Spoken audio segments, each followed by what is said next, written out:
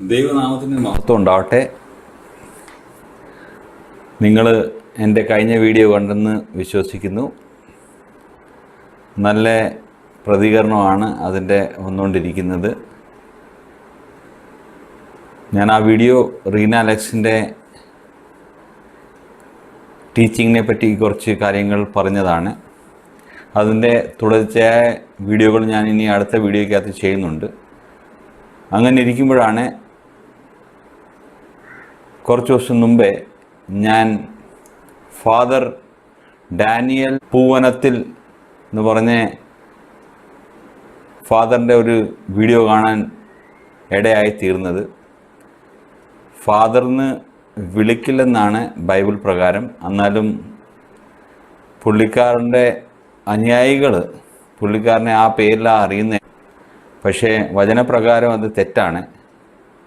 വചനപ്രകാരം ആരെയും പിതാവെന്ന് വിളിക്കില്ല. നമുക്ക് ഒരു പിതാവേ ഉള്ളൂ. അപ്പോൾ ഒക്കുന്നത്രയും ഞാൻ ഒന്നുകിൽ മിസ്റ്റർ ഡാനിയലിന് വിളിക്കാം. അപ്പം അത് ഒരു ബഹുമാന സൂചകമായിട്ട് മിസ്റ്റർ വെച്ചിട്ട് ഞാൻ വിളിക്കാം. പുള്ളിക്കാരൻ്റെ വീഡിയോ ആദ്യമേ കേൾക്കുക. അത് കഴിഞ്ഞിട്ട് ഞാൻ ആ പാട്ടിൻ്റെ കുറച്ച് കാര്യങ്ങൾ പറയാൻ ആഗ്രഹിക്കുന്നു.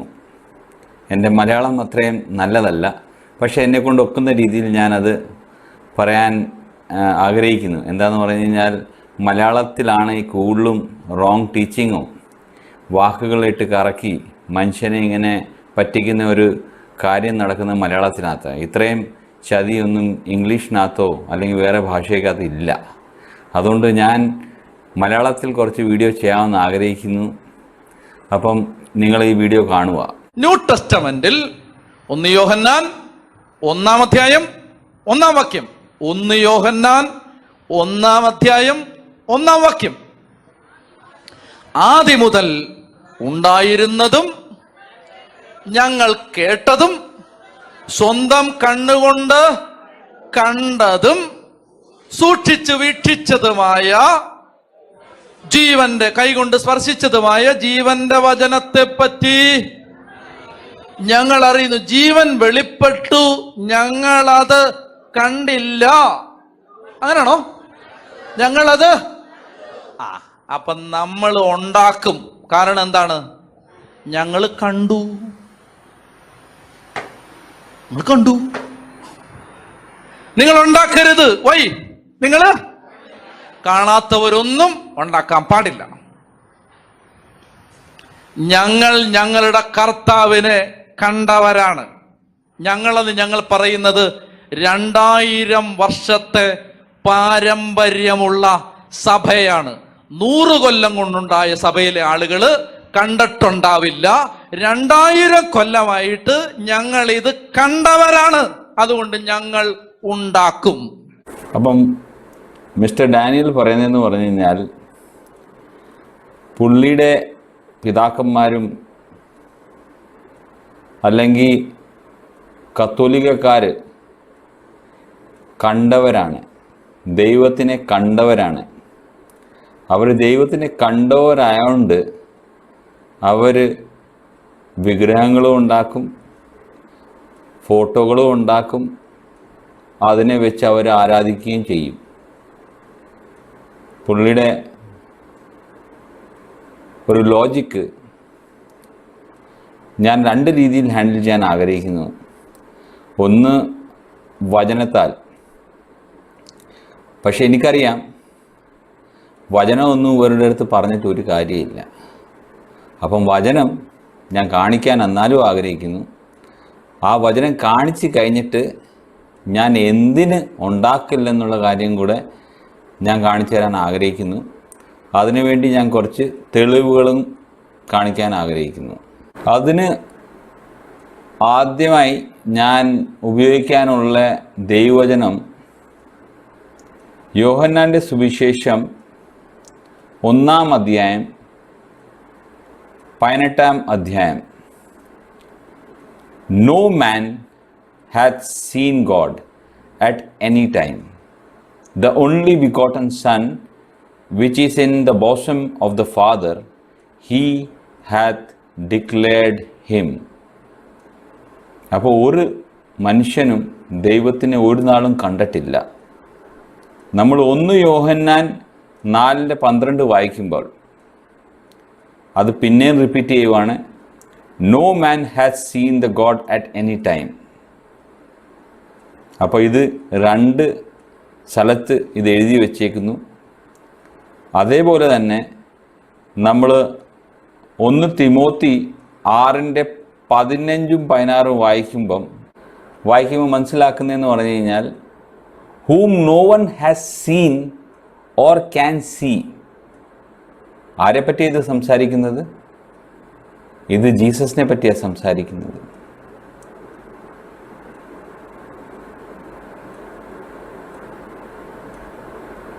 ആ ജീസസ് ആരാണ്? He is the king of Kings and the Lord of Lord's, who alone is immortal and who lives in unapproachable light. തേജസ്സിലാണ്, ആ വെട്ടത്തിലാണ്, ആ പ്രകാശത്തിലാണ് താമസിക്കുന്നത്. അപ്പോൾ ആ പ്രകാശത്തിൽ താമസിക്കുന്ന ആളുടെ മുഖം നമുക്ക് കാണാൻ ഒക്കത്തില്ല. ഇത് ബൈബിളിനകത്ത് പറഞ്ഞു വെച്ചേക്കുക.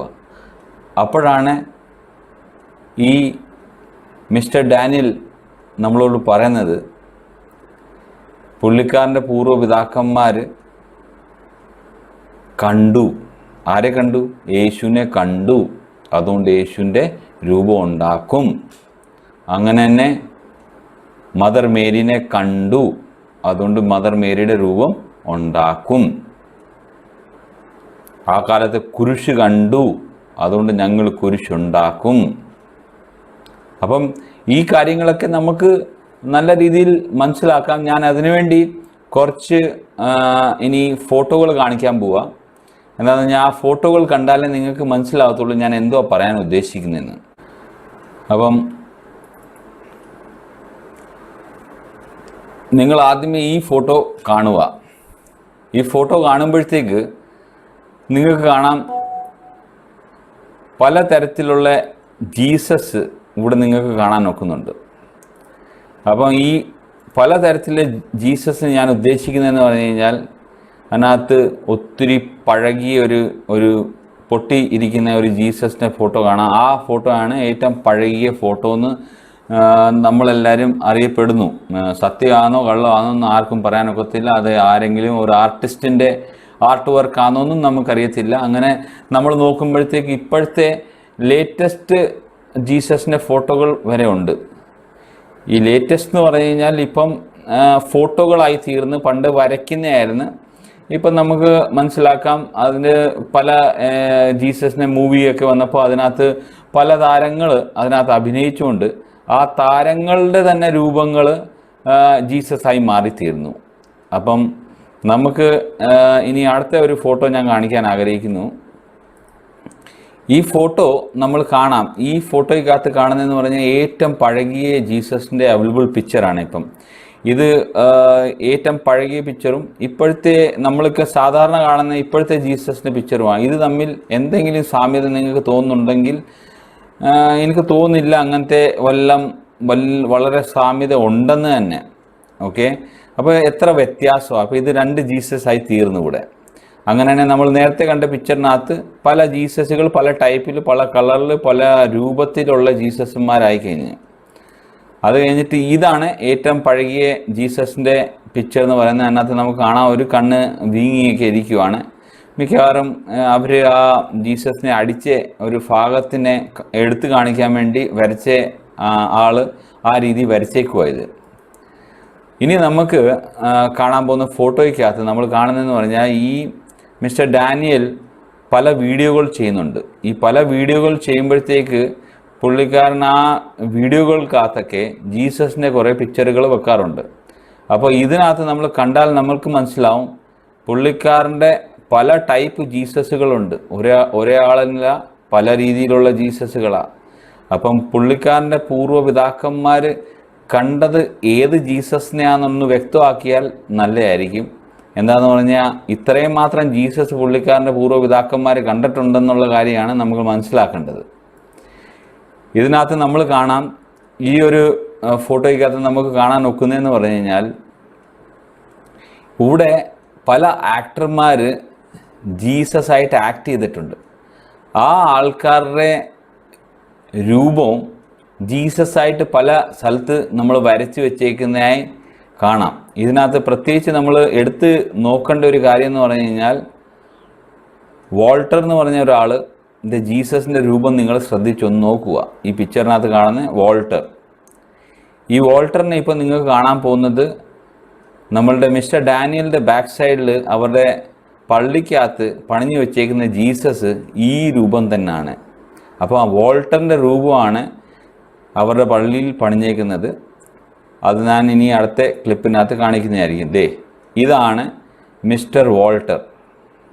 ഈ വോൾട്ടർ ഒരു ആക്ടറാണ്. ഈ ആക്ടറിൻ്റെ രൂപത്തിലുള്ള ജീസസിനെയാണ് ഈ മിസ്റ്റർ ഡാനിയൽ പ്രസംഗിക്കുന്നതിൻ്റെ ബാക്കിൽ നമുക്ക് കാണാൻ നോക്കുന്നത്. ഇതാണ് മിസ്റ്റർ വോൾട്ടർ. ആ രൂപമാണ് നിങ്ങൾ ആ വീഡിയോ ക്ലിപ്പിൻ്റെ ബാക്കിൽ കണ്ടേക്കുന്നത്. മിസ്റ്റർ ഡാനിയൽ നിന്ന് പ്രസംഗിക്കുന്നതിൻ്റെ ബാക്കിലുള്ള ജീസസ് ഈ പറയുന്ന വോൾട്ടറാണ്. എന്നിട്ട് പുള്ളിക്കാരൻ പറയുന്നതെന്ന് പറഞ്ഞു കഴിഞ്ഞാൽ, അവർ കണ്ടോണ്ട് അവരുണ്ടാക്കും. ഇപ്പം മനസ്സിലായല്ലോ ഇതുണ്ടാക്കുന്നതിനുള്ള ഒരു വലിയ ചതി. വലിയ ചതിയുണ്ടോ? നമ്മളൊരു മനുഷ്യനെയാണ് നിന്ന് ആരാധിക്കുന്നത്. യേശുവാണെന്നും പറഞ്ഞിട്ട് നമ്മൾ ആ മനുഷ്യനെ ആരാധിച്ചുകൊണ്ടിരിക്കുക. ഇനി ഞാൻ കുറച്ച് ഫോട്ടോകൾ കാണിക്കാൻ പോവാണ്. അത് മദർ മേരിയുടെ ഫോട്ടോകളാണ്. അപ്പം പല വിധത്തിലുള്ള മദർ മേരികളെ നിങ്ങളെല്ലാവരും കണ്ടു കാണുമെന്ന് ഞാൻ വിശ്വസിക്കുന്നു. എന്നാലും ഞാൻ അതിനെ ഒന്ന് കാണിക്കാൻ വേണ്ടി കുറേ മദർ മേരിയുടെ ഫോട്ടോകൾ ഞാൻ കാണിച്ചു തരുവാണ്. അപ്പോൾ ഇതിനകത്ത് നമ്മൾ മനസ്സിലാക്കേണ്ടതെന്ന് പറഞ്ഞു കഴിഞ്ഞാൽ, മദർ മേരിയുടെ പല രീതിയിലുള്ള, പല രൂപത്തിലും പല ഭാവത്തിലും പല വ്യക്തികളായിട്ട് എടുത്തേക്കുന്ന കുറേ ഇമേജസ് ആണ് ഇതുള്ളത്. ഇതിനകത്ത് ഉള്ള ചതി എന്ന് പറഞ്ഞു കഴിഞ്ഞാൽ, ഇതിനകത്ത് യഥാർത്ഥ മേരി ആരാ എന്നുള്ള കാര്യം നമുക്കറിയത്തില്ല. അപ്പം എന്തോ വിചാരിച്ചുകൊണ്ടാണ് നമ്മളൊരു സ്ത്രീയുടെ മുമ്പേ നിന്ന് ആരാധിക്കുന്നതെന്നുള്ള കാര്യം. ഫസ്റ്റ് ഓഫ് ഓൾ, ദൈവം അല്ലാതെ ആരെയും ആരാധിക്കില്ലെന്ന് പറയുമ്പോഴത്തേക്ക് നമ്മളിവിടെ കാണുന്നതെന്ന് പറഞ്ഞാൽ, മദർ മേരി നമ്മളുടെ ഇടയാളായി, നമ്മളുടെ യേശുവിനോട് നമ്മൾ എന്തെങ്കിലും ആവശ്യപ്പെടുവാണെങ്കിൽ മദർ മേരിയോട് പറഞ്ഞാൽ മതി എന്നുള്ള രീതിയിലുള്ള ടീച്ചിങ് ഒക്കെ ബിബ്ലിക്കലല്ല. അതൊക്കെ നമ്മൾക്ക് ഇപ്പം തൽക്കാലം വിടുക. അപ്പോൾ നമ്മൾ മനസ്സിലാക്കേണ്ടതെന്ന് പറഞ്ഞാൽ, മദർ മേരിയുടെ പല രൂപങ്ങളുണ്ട്. ഏതാ യഥാർത്ഥ രൂപം എന്നുള്ള ആ കാര്യം അറിയത്തില്ല. ചിലപ്പം നമ്മളുടെ മിസ്റ്റർ ഡാനിയലിന് അറിയായിരിക്കും, അവർ കണ്ടതാണല്ലോ. അപ്പോൾ നമ്മളിവിടെ കാണുന്നത് ഡാനിയലിൻ്റെ വീഡിയോസിനകത്ത് പല രീതിയിലുള്ള മേരീനെ കാണാം.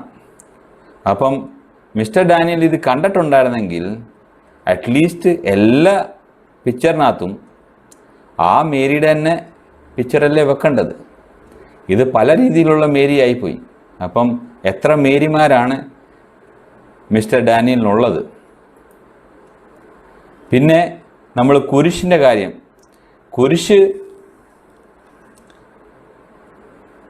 ആരാധിക്കണമെന്ന് ബൈബിളിനകത്തെങ്ങും എഴുതി വച്ചിട്ടില്ല. കുരിശിനെ വണങ്ങണമെന്നും ആരും എഴുതി വച്ചിട്ടില്ല.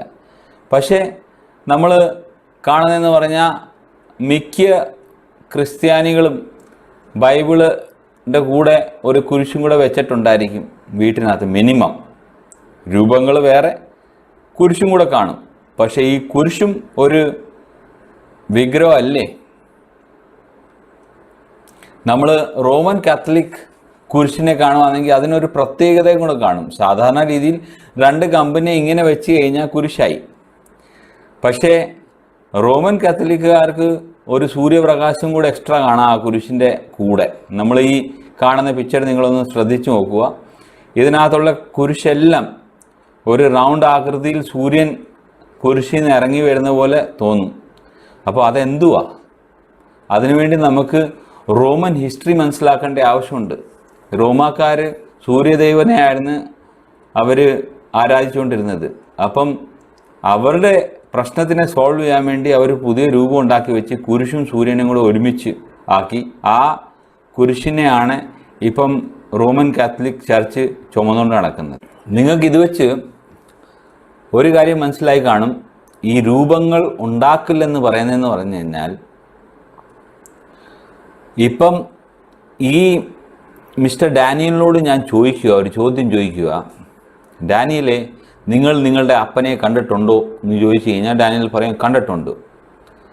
അപ്പം ഫോട്ടോ ഉണ്ടോ? അപ്പം പറയും ഉണ്ട്. നിങ്ങളുടെ അപ്പൂപ്പനെ കണ്ടിട്ടുണ്ടോ എന്ന് ചോദിച്ചു കഴിഞ്ഞാൽ പറയും കണ്ടിട്ടുണ്ട്. ഫോട്ടോ ഉണ്ടോ? ചിലപ്പം പറയുമായിരിക്കും ഫോട്ടോ ഉണ്ട്. അതിൻ്റെ അപ്പൂപ്പനെ കണ്ടിട്ടുണ്ടോ എന്നുള്ള ചോദ്യം ചോദിച്ചു കഴിഞ്ഞാൽ പറയും അയ്യോ അതെന്തോ ചോദ്യമാണ്, അന്ന് ഫോട്ടോ ഒന്നും ഇല്ലായിരുന്നല്ലോ, ആ കാലത്തൊന്നും ഫോട്ടോ ആരും വെക്കാറില്ലായിരുന്നല്ലോ, എങ്ങനെ ഇരിക്കുന്നെന്ന് ചോദിച്ചാൽ പോലും പറയാനൊക്കാത്ത ഒരു സിറ്റുവേഷനാണ്. അങ്ങനെ ഇരിക്കുമ്പോഴാണ് നമ്മൾ 2022 വർഷം മുമ്പേ ക്രിസ്തു ഈ ഭൂമിയിലുണ്ടായിരുന്നപ്പം എങ്ങനെ ഇരുന്നു എന്നുള്ള കാര്യം ചോദിക്കുന്ന ചോദ്യത്തിന് മറുപടി തരാൻ ഞങ്ങൾ കണ്ടിട്ടുണ്ട്, അതുകൊണ്ട് ഞങ്ങൾ വരയ്ക്കും, ഞങ്ങൾ ഉണ്ടാക്കും എന്നുള്ള കാര്യം തെളിയിക്കാൻ നമ്മൾ നടക്കുന്നത്.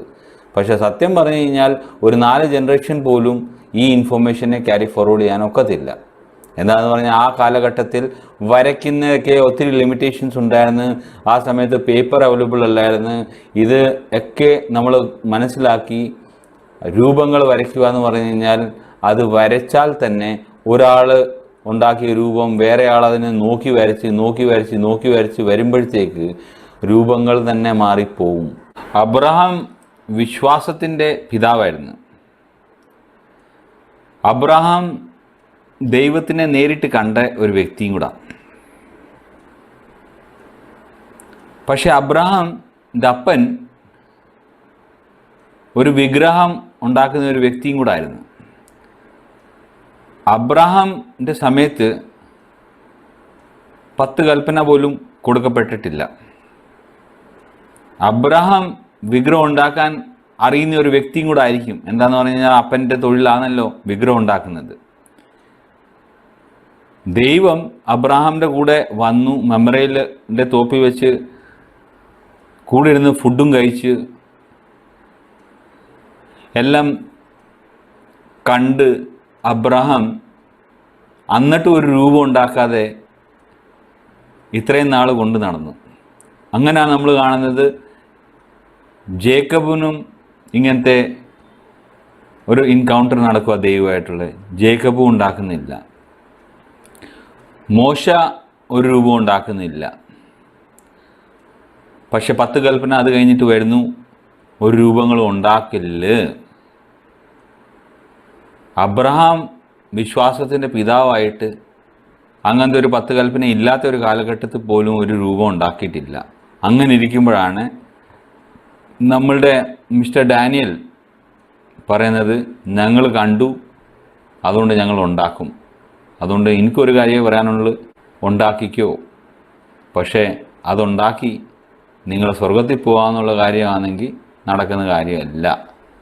അതുകൊണ്ടാണ് നമ്മൾ കാണുന്നതെന്ന് പറഞ്ഞു കഴിഞ്ഞാൽ മിസ്റ്റർ ഡാനിയലിൻ്റെ വീഡിയോസിനകത്തുള്ള യേശുവിൻ്റെ ഫോട്ടോയും മദർ മേരിയുടെ ഫോട്ടോയും എല്ലാം വേറെ വേറെ ഫോട്ടോകളാണ്.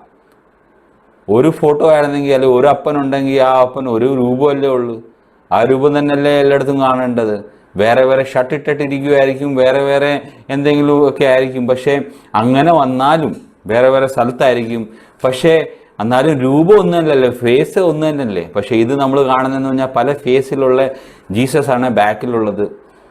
ആ ഫേസ് ഉള്ള ആൾ അതൊരു ഫിലിം ആക്ടറാണ്. അപ്പോൾ ഇങ്ങനെയാണ് നമ്മൾ ആരാധിച്ചുകൊണ്ടിരിക്കുന്നത്. ഇനി പുള്ളിയുടെ അടുത്ത വീഡിയോ ക്ലിപ്പിലോട്ട് നമ്മൾ നോക്കാം. അതിനകത്ത് പുള്ളി പറയുന്ന കാര്യത്തിനെ പറ്റി ഞാൻ ഇനി മറുപടി പറയുന്നതായിരിക്കും. സഭയുണ്ടായത് ബൈബിൾ അനുസരിച്ചല്ല, ബൈബിൾ ഉണ്ടായത് സഭയ്ക്കകത്താണ്. See the difference. സഭ, അതായത് കർത്താവ് അപ്പസ്തോലന്മാർക്ക് പറഞ്ഞു കൊടുത്ത് അവരെ കുറിച്ച് ഒരു പുസ്തകം എഴുതിച്ചു. എന്നിട്ട് പറഞ്ഞു, മക്കളെ ദാണ്ട്രാ പുസ്തകം റെഡി ആയിരിക്കുന്നു, ബൈബിൾ പുസ്തകം 73 പുസ്തകങ്ങൾ അടങ്ങിയ ബൈബിൾ ഇത് റെഡി ആയിരിക്കുന്നു. നിങ്ങൾ വേഗം ചെന്ന് ഈ പുസ്തകം അനുസരിച്ച് ഒരു സഭ ഉണ്ടാക്കൂ. അങ്ങനെ ഉണ്ടായതാണോ സഭ? അല്ല, അല്ല. ശ്രദ്ധിക്കണം, ആദ്യത്തെ 4 നൂറ്റാണ്ടുകളിൽ ബൈബിൾ ഉണ്ടായിരുന്നില്ല, സഭയുണ്ടായിരുന്നുള്ളൂ. ആ സഭ 2000 വർഷമായിട്ട് വിശ്വസിക്കുകയും പാലിക്കുകയും ചെയ്യുന്ന ആ വിശ്വാസത്തിന്റെ പേരാണ് പാരമ്പര്യം. അതാണ് ഞങ്ങൾ വിശ്വസിക്കുന്നത്. നിങ്ങൾ ഇങ്ങനെ ജീവിക്കണമെന്ന് പറഞ്ഞ് ഇത് മാത്രം, ഈ പുസ്തകത്തിലുള്ളത് മാത്രമേ ചെയ്യാവൂ എന്ന് പറഞ്ഞ് സഭയുണ്ടാക്കിയതല്ല.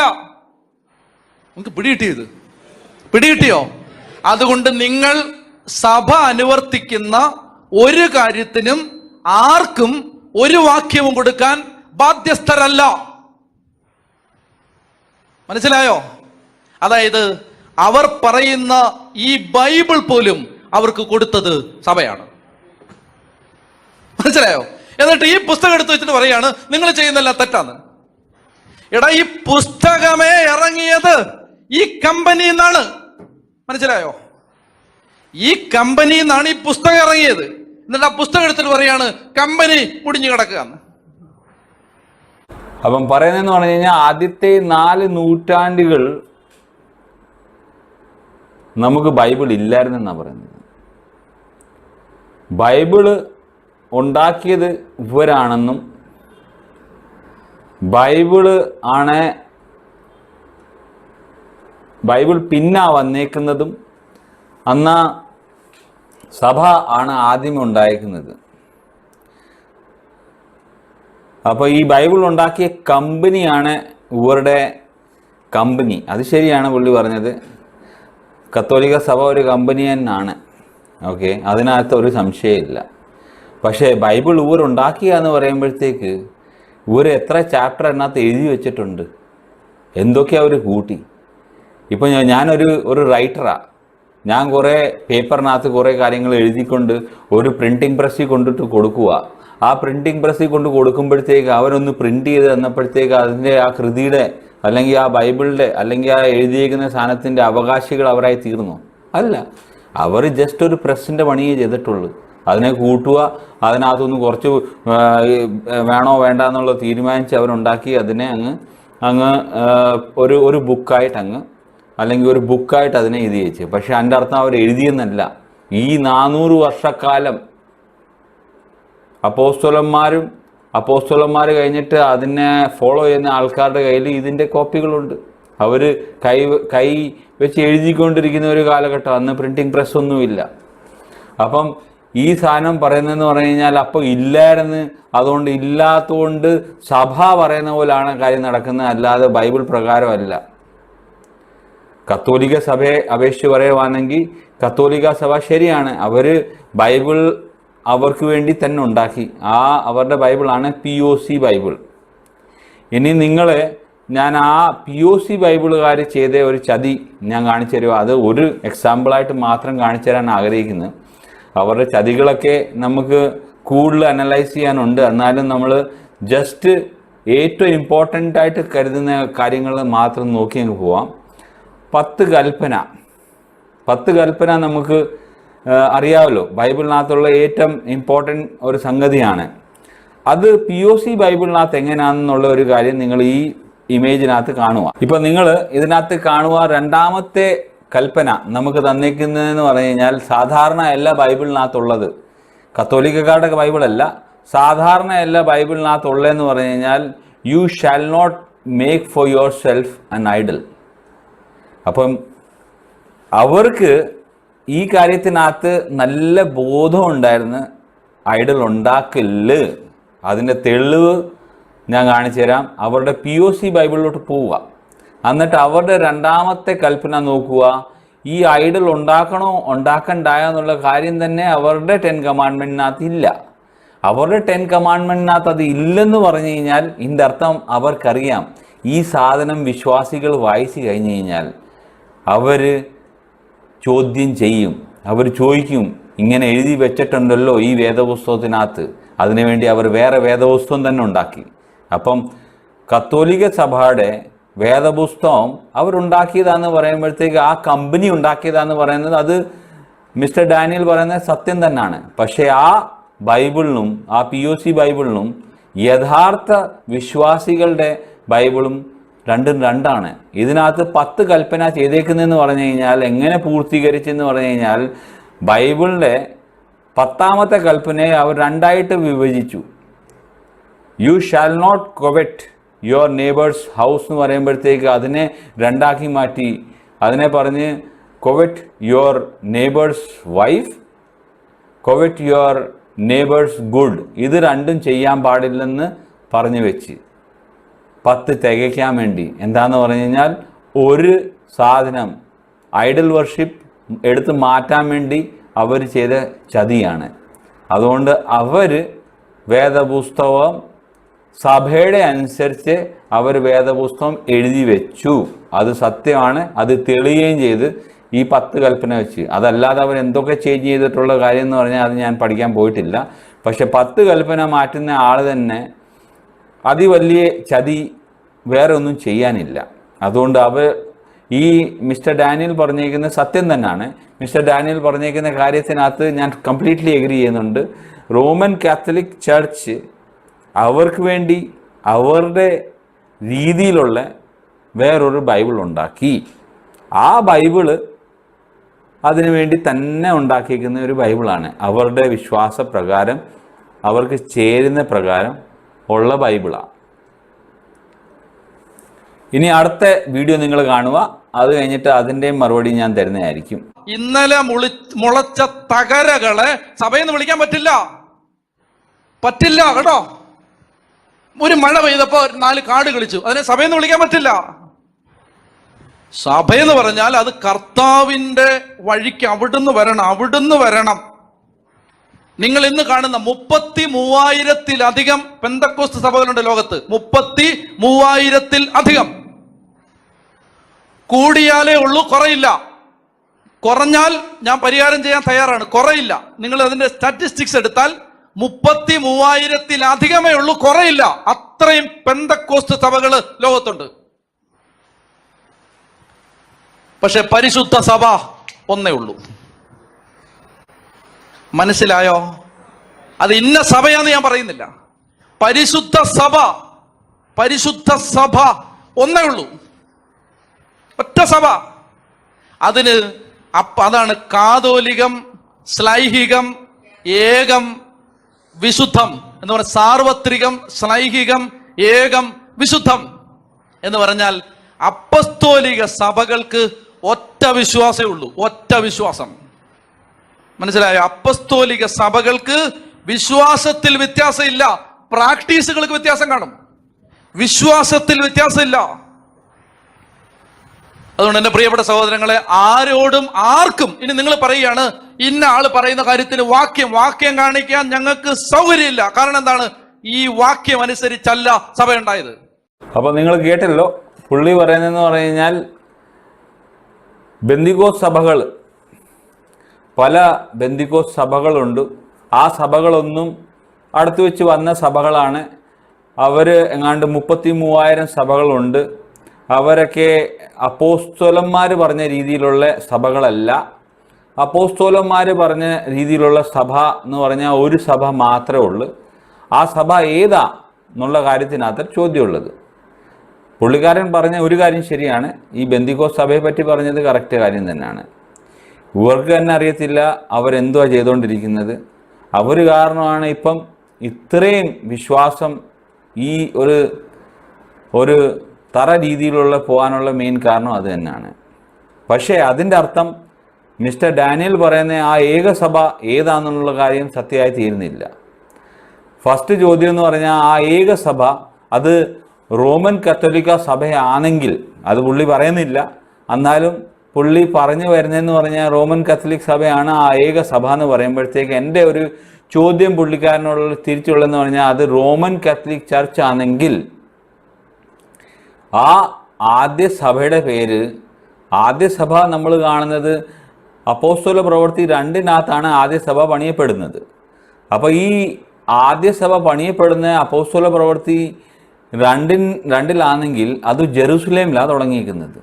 അത് ജെറൂസലേമിലാണ് തുടങ്ങിയെങ്കിൽ അതിൻ്റെ പേര് ജെറൂസലേം കത്തോലിക് ചർച്ച് എങ്കിൽ അതായിരുന്നെങ്കിൽ, ജെറൂസലേം കത്തോലിക് ചർച്ച് ആയിരുന്നെങ്കിൽ ഞാൻ പിന്നെയും പറയാമായിരുന്നു, ജെറൂസലേമിൽ തുടങ്ങിയതായിരിക്കും, അതുകൊണ്ടായിരിക്കും ജെറൂസലേം കത്തോലിക് ചർച്ച് എന്ന് അതിനെ പറയപ്പെടുന്നത്. പക്ഷേ ഇത് നമ്മൾ മനസ്സിലാക്കുന്നതെന്ന് പറഞ്ഞാൽ റോമൻ കാത്തലിക് ചർച്ചാണ്. ഈ റോമൻ കാത്തലിക് ചർച്ച് ആരാണ്, അല്ലെങ്കിൽ ഈ റോമൻസ് ആരാണെന്നുള്ള കാര്യം നമ്മൾക്ക് മനസ്സിലാക്കാൻ ഇച്ചിരി ബുദ്ധിമുട്ടുണ്ടെങ്കിൽ ഞാനൊന്ന് പറഞ്ഞേക്കാം. പത്രോസിനെ കൊന്നത് ആരാ? ഇവരുടെ ആദ്യ ബിഷപ്പാണ്. ആ ബിഷപ്പിനെ ആരാ കൊന്നത്? റോമക്കാരാണ് കൊന്നേക്കുന്നത്.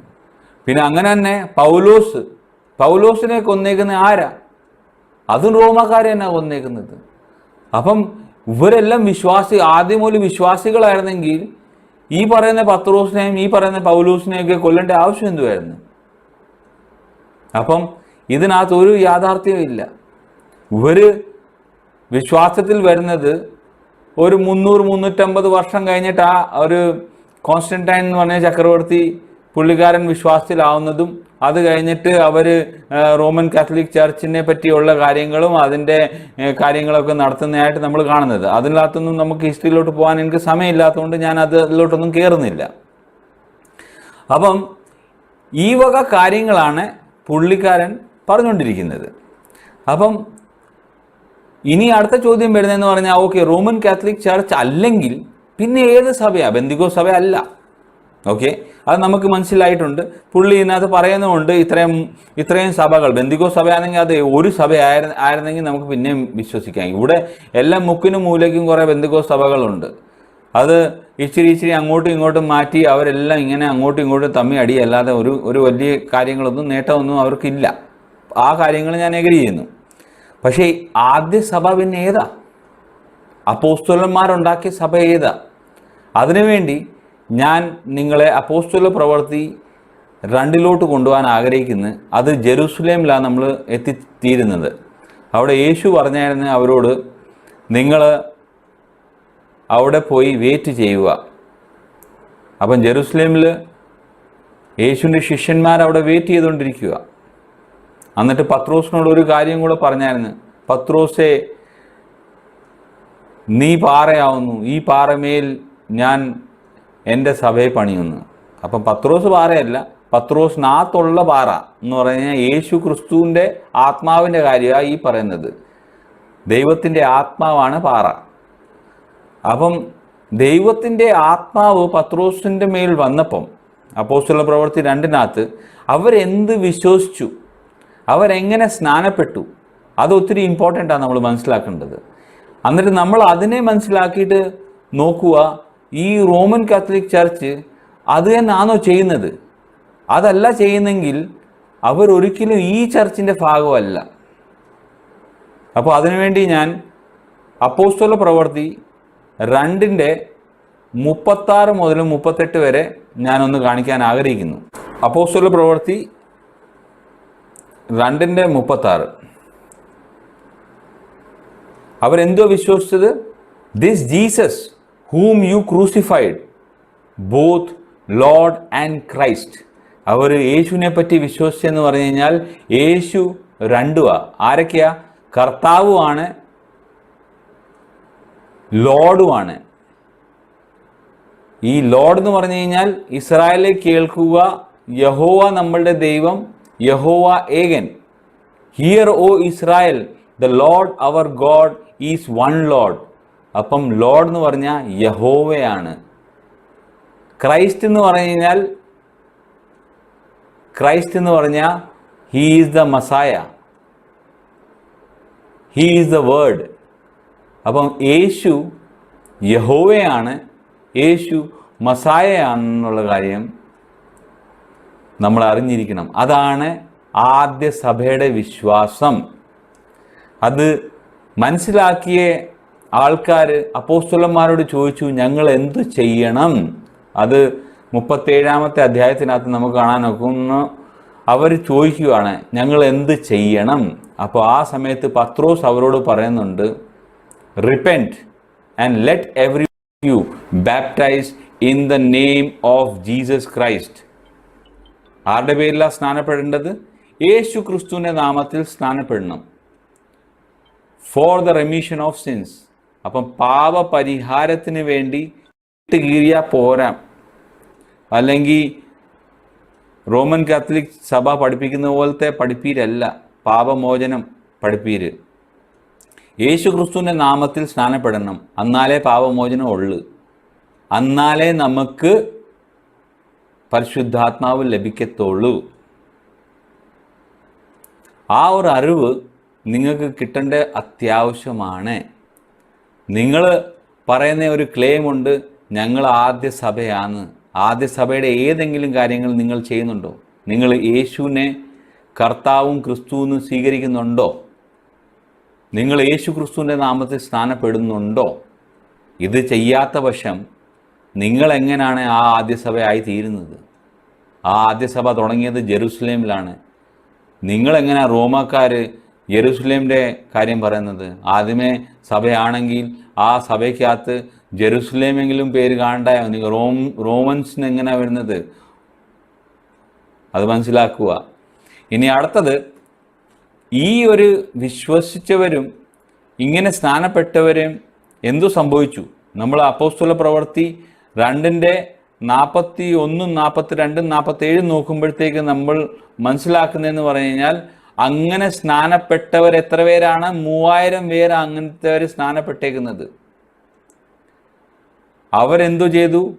അപ്പോസ്തലന്മാരുടെ ഡോക്ട്രിനും ഫെലോഷിപ്പും അതിനകത്ത് കൂടി ബ്രേക്കിംഗ് ഓഫ് ബ്രെഡ്, പ്രെയർ എല്ലാം അവർ ചെയ്തുകൊണ്ടിരുന്നു. നിങ്ങളങ്ങനെ സ്നാനപ്പെട്ടിട്ടുണ്ടോ? ഇല്ല. അങ്ങനെ ചെയ്തവരെയാണ് കർത്താവാണ് ചർച്ചിലോട്ട് ആഡ് ചെയ്തേക്കുന്നത്. ഈ ചർച്ച് എന്ന് പറഞ്ഞു കഴിഞ്ഞാൽ നിങ്ങൾക്ക് ഈ പറയുന്ന ഓർഗനൈസേഷൻ ആയിരിക്കും, റോമൻ കാത്തലിക് ഓർഗനൈസേഷൻ്റെ കാര്യമായിരിക്കും നിങ്ങൾ വിചാരിക്കുന്നത്. പക്ഷേ കർത്താവിൻ്റെ ശരീരത്തിനെയാണ് ഇവിടെ ചർച്ച് എന്ന് പറയുന്നത്. ചർച്ച് എന്ന് പറഞ്ഞു കഴിഞ്ഞാൽ കർത്താവിൻ്റെ ശരീരമാണ്. അത് ഒരു ശരീരമാണ്. ആ ഒരു ശരീരത്തിൻ്റെ അംഗം ആണെങ്കിൽ കർത്താവിൻ്റെ നാമത്തിൽ തന്നെ സ്നാനപ്പെടണം.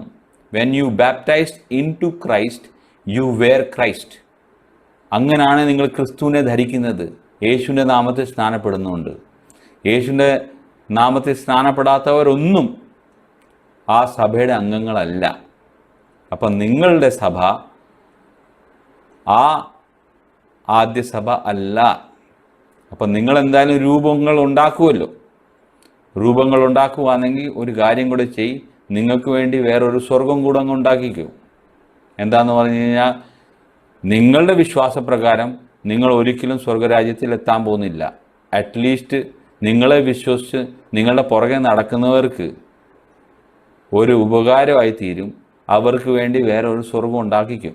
ആ സ്വർഗം നിലനിൽക്കുമെന്നുള്ള കാര്യം അത് കർത്താവ് തീരുമാനിക്കട്ടെ. പക്ഷേ കർത്താവിൻ്റെ സ്വർഗരാജ്യത്തിൽ എത്തണമെങ്കിൽ മർക്കോസ് 16:16 പറയുന്നത് വിശ്വസിച്ച് സ്നാനപ്പെടുന്നവൻ മാത്രം രക്ഷിക്കപ്പെടും. അല്ലാതെ കൊച്ചുനാൾ സ്നാനപ്പെടുന്നവരൊന്നും രക്ഷിക്കപ്പെടാനൊന്നും പോകുന്നില്ല. അവർ വിശ്വസിച്ചിട്ടില്ല. അവരെന്തോ വിശ്വസിക്കുന്നത്? യേശു should be both Lord and Christ. ക്രിസ്തുവും യഹോവയാണെന്ന് ഉള്ള വിശ്വാസമുള്ളവർ. യേശു ആരാ? യേശു രണ്ടുമാണ്. യേശു യഹോവയാണ്, യേശു മസായ ആണ്.